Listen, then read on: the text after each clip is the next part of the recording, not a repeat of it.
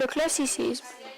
Alors que l'Europe de l'époque est essentiellement baroque, la France se distingue par des principes bien particuliers qui forment ce que l'on appelle le classicisme. Ce courant artistique naît de la convergence de plusieurs évolutions amorcées dès le début du XVIIe siècle.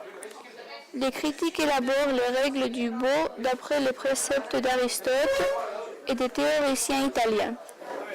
Le public instruit s'intéresse aux questions artistiques, morales et religieuses. Enfin, les écrivains veulent toucher et plaire.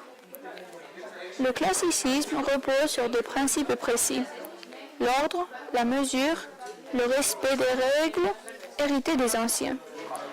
L'utilisation des auteurs antiques Ésope et Phèdre inscrit les fables dans cette optique. Les artistes classiques présentent que l'art doit émouvoir, provoquer le rire pour Molière, les larmes et la pitié pour Racine.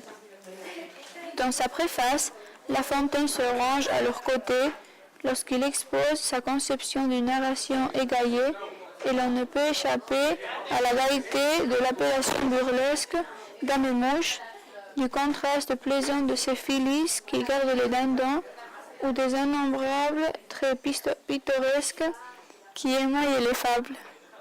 De plus, l'art classique refuse les effets gratuits, l'abondance verbale, l'accumulation des figures qui ornaient l'art baroque. Il se veut simple, clair et d'un naturel qui ne retient du réel que ce qui est à la fois crédible et exemplaire.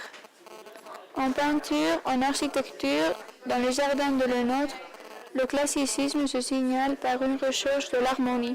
Created using Powtoon.